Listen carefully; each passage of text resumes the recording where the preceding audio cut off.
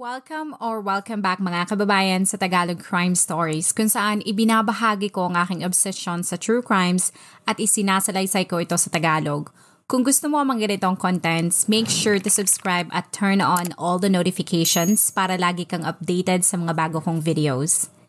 Kung gusto mo naman na suportahan ang aking channel sa ibang paraan, you may do so by checking these options.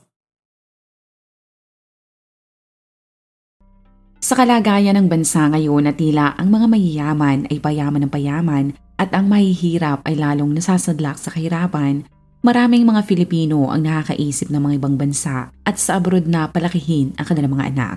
Sapagkat kahit alam nilang binubuwisan sila ay alam nila kung nasaan yun napupunta. Bukod sa issue sa buwis, alam nilang ang kalidad ng pamumuhay sa ibang bansa ay mas maganda kaysa sa Pilipinas. Kaya ang mag-asawang dormitoryo na mula Bacolod ay ginawa ang lahat para makarating sa Amerika. Pagkarating nila sa US ay mabilis silang naghanap ng trabaho, kaya hindi nagtagal ang kanilang pagtsatsaga ay nagbunga. Sila ay nagkaroon ng anak at ang sanggol na pinanganak noong April 17, 1980 sa Dearborn, Michigan ay pinangalanan nilang Jennifer o mas kilala bilang Jen. Pagkalipas ng ilang taon ay nagsilang muli si Mrs. Dormitorio ng isa pang sanggol na kumumpleto sa kanilang pamilya. At sa pagkakataon na yon ay masaya sila dahil ito ay lalaki. Bagamat malayo sila sa kanilang mga kamag-anak sa tulong ng iba nilang mga kaibigan pati daycare, ang mag-asawa ay hindi tumigil sa pagtatrabaho na naging dahilan kung bakit naibigay nila kina Jen ang maayos na buhay. Ngunit kahit mas pinili nila mag-asawa na mamuhay sa ibang bansa, ni minsan ay hindi nila kinalimutan ang bayan na kanilang pinanggalingan. At para makakonekta pa rin sila sa kultura ng mga Pinoy na makakatulong din kina Jen, silang mag-asawa ay kilalang kilala ng mga tao sa Filipino community sa Detroit. Nakatulong din sa kanila ang pagkakaroon ng mga kamag-anak sa Michigan, kaya sina Jen ay na-expose sa kultura at tradisyon ng mga Filipino. Ayon sa pinsan ni Jen na si Sandra Go, nang sila ay lumipat sa US, ito ang unang tao na nag-welcome sa kanya. Bukod sa pagpapakita ni Jen sa kanya ng mga magagandang lugar sa US, ay nagrenta din sila ng DVD na pinanood nila sa bahay ng mga dormitoryo. Si Jen din ay nagpakilala sa kanya sa iba't ibang mga fast foods at ito rin ang nakasama niya sa unang shopping experience niya sa Old Navy. Sinabi din niya na nasaksihan niya na si Jen ay isa sa mga outgoing na tao na nakilala niya. Ito ay naiulat na pumasok sa Plymouth Canton High School. Nang ito ay pumapasok sa University of Michigan at nagkaroon ang buong klase nito ng party, ay kaagad siya nitong inimbitahan para maranasan niya kung papaano mag-party ang mga estudyante doon sapagkat para kay Jen ay makakatulong yon para hindi siya ma-homesick. Si Jen ay kalaunang nag-aral at opisyal na naging certified nurse. At katulad ng iba mga kababaihan, ito ay umibig at nagkaroon din ng relasyon. Ngunit ang mga ito ay hindi rin nagtatagal. Ngunit nagbago ang lahat nang minsan siyang dumalo sa isang charity event. Ang pagtulong sa mga tao ay nasa dugo na talaga ni Jen sapagkat nang siya ay lumalaki ay nasaksihan niya kung gaano naging matulungin ang kanyang mga magulang sa ibang tao. Kaya naging normal na lamang kay Jen ang tumulong. Pero sa nasabing event na yon ay hindi lamang gagaan ang pakiramdam niya sa pagtulong, ngunit lubusan siyang magiging masaya sapagkat ang kaibigan niya ay ipinakilala siya sa isang Filipino na kinilalang si Ryan Ambrosio.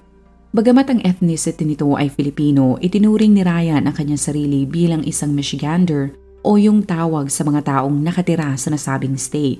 Siya ay sinilang noong June 29, 1978. Ayon sa report, si Ryan ay lumaki sa maayos na kapaligiran sapagkat tulad ni Jen, ang mga magulang nito ay ginawa rin ng lahat para magkaroon sila ng magandang trabaho na makakapagbigay sa kanilang magkakapatid ng maginhawang buhay. Ang ama nito na si Henry ay naiulat na isang dialysis technician, habang ang ina naman nito ay dating isang bank executive. Bagamat ang mga ito ay laging abala sa pagtatrabaho, sina Henry ay ginawa ang lahat para magkaroon ng balanse sa kanilang buhay. Kaya kung tatanungin mo si Ryan tungkol sa maganda nitong alaala kasama ang kanyang mga magulang, ay sasabihin nito na naging malaki ang impluwensya ni Henry sa kanya, lalo na pagdating sa work ethic. Ang mag-asawang Ambrosio ay naging proud kay Ryan nang makatapos ito bilang cum laude sa University of Detroit Mercy. Ang pinagsamang katalinuhan, diskarte at pagkakaroon nito ng magandang people skills, si Ryan ay kaagad natanggap sa Accenture sa edad na 23. Ang galing niya sa trabaho ang dahilan kung bakit kalaunan ay napromote din siya bilang manager. Kaya naman noong mga panahon na sila ay nagkakilala, masasabi mong ang dalawa ay perpekto sa isa't isa dahil nasa punto sila ng kanilang buhay kung saan nasa edad na sila para bumuo ng pamilya. At sa ganda ng kanilang mga trabaho ay hindi magiging issue kung malaki o maliit man ang pamilya nilang bubuuin. Saksi din ang mga taong nakapaligid sa kanila kung gaano nag-click si Ryan. Ang mga ito ay lagi nakikita sa mga stadiums sapagkat avid fan ng sports si Jen. Sa totoo nga ay kapag meron itong libreng oras, ay makikita mo ito na laging nanonood ng laro ng sports team mula sa University of Michigan at Detroit Pistons. Kung ang mga ito ay wala sa stadium, ang magkasintahan ay lagi makikita sa family reunion at mga gatherings. Doon ay lumalabas ang pagiging competitive ni Jen, lalo na sa board games. Ang kanyang kasintahan ni si Ryan ay hindi naman papatalo. Ang mga ito ay inilarawan na life of the party. Si Ryan ay maaari mong kausapin dahil sa talino nitong taglay. Ang dalawa ay kinukonsidera din ng kanilang mga sarili na mga bourbon aficionados. Nang makilala ng mga magulang ni Jen si Ryan ay botong-boto sila dito sapagkat bukod sa magandang pag-uugali, alam nila na magiging maayos ang buhay ng kanilang anak sapagkat meron itong maayos na trabaho.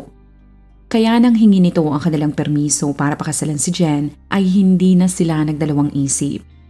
Noong September 8, 2012, sa loob ng simbahan na ito na Assumption Grotto sa Detroit, opisyal na nag-propose si Ryan at ang alok ng kasal ay hindi naman tinanggihan ni Jen. Pagkalipas ng 9 na buwan na nakakapagod at stressful na paghahanda para sa kanilang kasal, ang okasyon ay masayang dinaluhan ng kanilang kaibigan, katrabaho at mga kapamilya. Ito ay ginanap sa St. Thomas A. Becket Catholic Church. Sa mga litratong ito ay makikita mo na bagamat ilang dekada na nilang minahal ang kultura ng mga Amerikano, sinigurado ni Jen ang kanilang mga bisita ay malalaman kung ano ang Filipino culture sa pamamagitan ng paghahanda ng mga pagkain at mga kakanin na tatak Pinoy. Pagkatapos ng kasalan, si Jen ay masayang bumiyahe sa ibang lugar para mag-honeymoon. Nang sila ay makabalik, ang mag-asawa ay hindi mapigilan ang kanilang mga sarili na ibahagi sa kanilang pamilya na gusto nilang magkaroon ng malaking pamilya. Sa ganda ng takbo ng kanilang buhay at pareho silang may trabaho, sina Jen ay kalaunang nakabili ng sarili nilang bahay sa Farmington Hills na ayon sa Google ay kinukonsiderang wealthy area o yung tawag sa isang lugar kung karamihan sa mga residente doon ay may kaya o merong household income o sahod na hindi bababa ng 5.7 million pesos kada taon. Ngunit kahit maituturing na upper middle class o upper class sa mag-asawang Ambrosio dahil sa pinagsama nilang sahod, ang dalawa ay inilarawan na isa sa pinaka-humble at mabait na mga tao.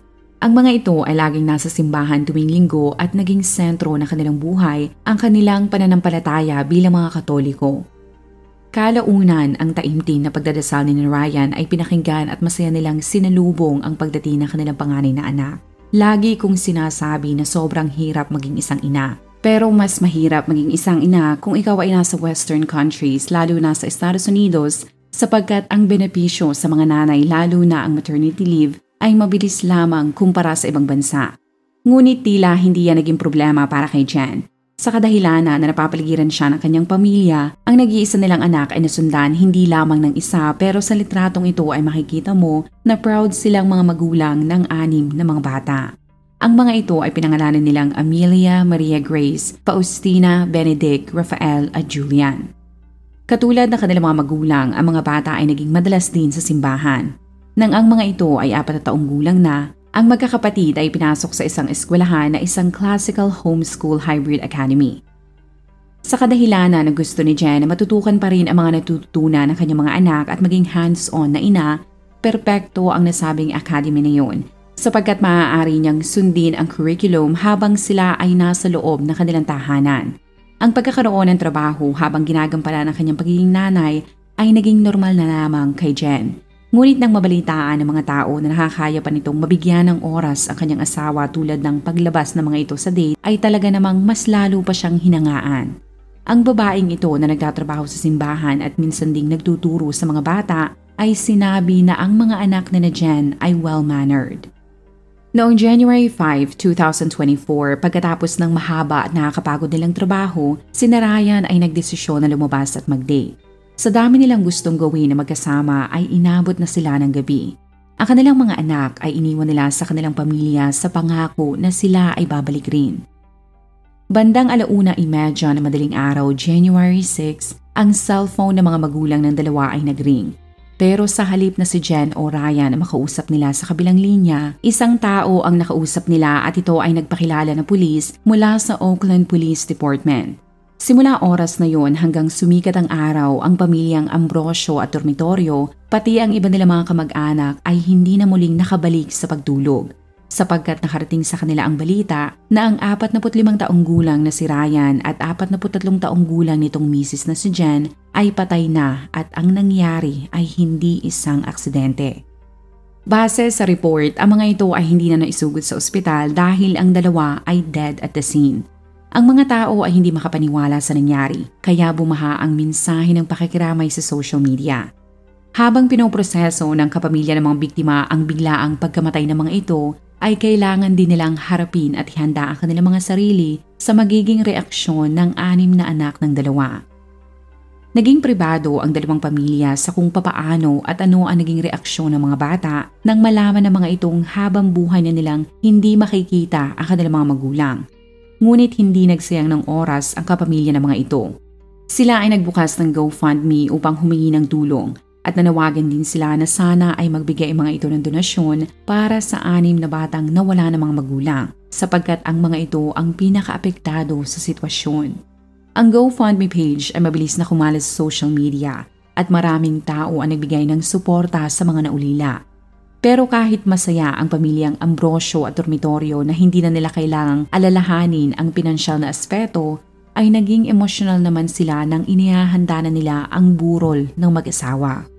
Noong January 10, halos 4 na araw pagkatapos mangyari ang krimen, ang mga taong nakakakilala sa dalawa ay sama-samang pinuntahan ang burol ng mag-asawa. Bagamat emosyonal at mabigat ang kanilang loob sa nangyari, medyo nabunutan naman sila ng tinik sa dibdib nang kumpirmahin sa kanila ng investigador na nahuli na ang suspect. Ang mukha ng lalaking ito ay paulit-ulit na inilabas sa telebisyon at internet. Ang taong yan ay ang 35 taong gulang na si Angel Melendez Ortiz na mula sa Romulus, Michigan, na 25 minuto lamang ang layo mula sa Farmington kung saan nakatira ang mga biktima. Si Ortiz ay naaresto ng mga otoridad pagkatapos nitong makalabas ng ospital sapagkat ang mga pulis pala ay tinembrahan ng hospital staff nang mapansin ng mga ito ang kakaibang sugat ni Ortiz. Para sa mga magsasabi na sana ganyan din sa Pilipinas, ang proseso na yan ay basic protocol ng mga ospital doon. Kaya kung gusto nyo na magkaroon din ng ganyang protocol ang bansa, ay kailangang may mambabatas na sumulat at magpasa niyan para maisabatas. Base sa court records, si Ortiz ay kaagad dinala sa Oakland County Jail at ito ay sinampahan ng patong-patong ng mga kaso tulad ng 2 counts of second-degree murder at 6 pang felony cases tulad ng pagnanakaw ng sasakyan, pagmamaneho ng walang lisensya at ang pagtakas nito para matakasan ang mga otoridad. Ayon sa mga pulis, pamilyar sila sa pagmumukha ni Ortiz dahil ito ay labas-pasok na sa presinto. Sa court records nito noong 2021, si Ortiz pala ay nakitaan na merong dalang cocaine. Sa kadahilanan na wala itong prior na criminal record, ang judge ay pumayag na makapagpiyansa ito sa halagang $1,000. Ngunit ang judge ay kaagad yung binawi nang hindi nito dinaluhan ang paglilitis. Naglabas din ito ng bench warrant para kahit sinong pulis ay maaaring umaresto dito. Pero magaling magtago si Ortiz. Noong 2023, kahit merong arrest warrant laban sa kanya, ito ay lakas loob pa rin na gumawa ng kasamaan. Sa pagkakataon na ito ay nahuli naman siya dahil sa armed robbery. Ang kanyang abogado ay nagawang mapaniwala ang judge na ang dahilan kung bakit hindi ito dumalo sa paglilitis noong 2021 ay sa kadahilanan na ito ay homeless. Noong 2023, si Ortiz ay nahuli na naman dahil sa pagtatangka nitong pagnanakaw. Ngunit sa halip na wag na itong palayain habang naghihintay ng trial dahil meron na itong record noong 2021, ang judge ay naniwala sa abogado ni Ortiz na hindi talaga nito nabasa ang sulat mula sa korte. Kaya ang judge ay pinayagan na naman ito na makapagpiyansa sa halagang $500 o mahigit kumulang na 25,000 pesos. Ayon sa police report, habang naghihintay ng trial, si Ortiz ay talagang pasaway. At noong gabi ng January 5, 2024, ay ninakaw nito ang pickup truck na 2006 Ford Super Duty. Ang may-ari ng sasakyan ay kaagad inireport ang ginawa ni Ortiz, kaya ang mga otoridad na malapit sa lugar ay mabilis na rumisponde para mabawi ang truck at arestuhin ito. Habang ginagawa ng mga otoridad ang lahat para ito ay madakip, sa parehong oras na yan, ang mag-asawa naman na sina Jen at Ryan ay masayang binabaybay ang daan pabalik na kanilang tahanan sa Farmington. Sa totoo nga ay ilang minuto na lamang ang layo nila para makarating sa kanilang bahay. Ang mga ito ay siguradong excited na makauwi upang makapagpahinga dahil gusto nilang makatulog ng maayos sapagkat kinaumagahan ay makakasama na naman nila ang kanilang 6 na anak na sentro na kanilang mundo. Ngunit ang hindi nila alam ay merong isang tao na tatapos at magpapabago ng kanilang buhay. Ayon sa report, para takasan ang mga otoridad na humahabol sa kanya, pinatay nito ang headlights ng truck at ikinabig ni Ortiz ang manibela sa kabilang lane sa northbound ng M10 patungong southbound, ang parehong kalsada na binabaybay ni na Jen. Ang heavy-duty truck na minamaneho ng suspect ay tumatakbo din pala ng 100 miles per hour na over sa speed limit. Ang bigla nitong pagsulpot at sa bilis ng pagpapatakbo nito sa truck ay hindi na nakapag-react si Ryan at ang kanilang simpleng SUV na 2011 GMC Terrain ay sumalpok sa truck. Sa tindi ng impact ay makikita mo na kahit ang pinakamagaling na medic at kahit doktor pa ang tumingin sa mga ito, ang SUV ay wala talagang kalaban-laban sa heavy-duty truck na may namaneho ni Ortiz, kaya ang mag-asawa ay dead at the scene. Sa halip na tumigil, ang suspect ay pinaandar muli ang truck at nagawa pa nitong makatakas sa mga otoridad dahil na-distract ang mga ito sa nangyari sa mga biktima.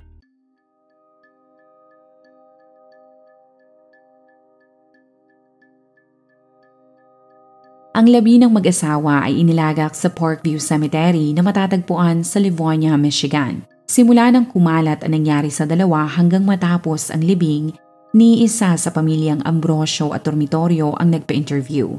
Pero ayon sa mga taong nakakilala sa mga ito, ang mga bata ay nasa maayos na kalagayan. Noong April 2024, 3 buwan pagkatapos ang nakakalungkot na pangyayari, ang kaibigan at organizer ng GoFundMe ay nagpasalamat sa mga taong walang tigil na nagbibigay ng suporta at donasyon para sa kinabukasan ng mga bata. Dahil umabot ang pera sa mahigit na $722,000. Ibinahagi niya na ang pondo ay ilalagay nila sa trust fund na magagamit ng mga bata para sa kanilang kinabukasan.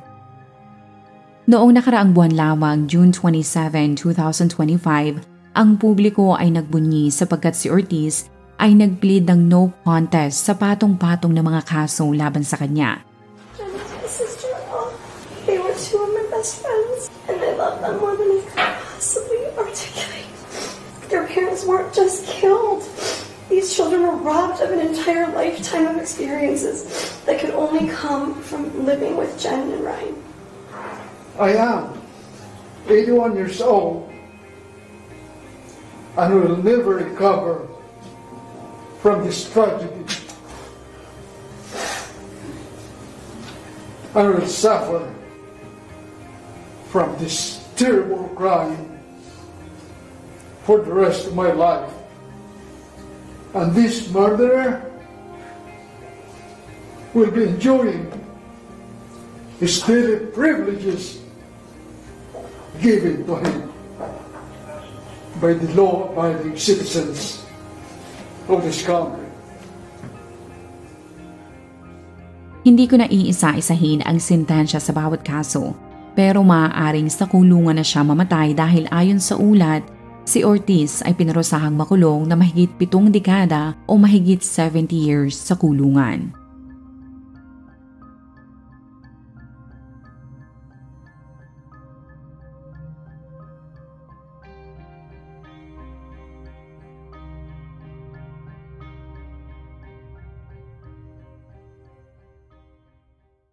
Kung ikaw ay nakinig hanggang sa dulo ng video na ito, maraming salamat sa panonood sa episode na ito. Please consider leaving a comment or i-like ang video na ito. At kung may kaso ka na gusto mong i-cover ko, please let me know. Magandang araw sa'yo, kabayan.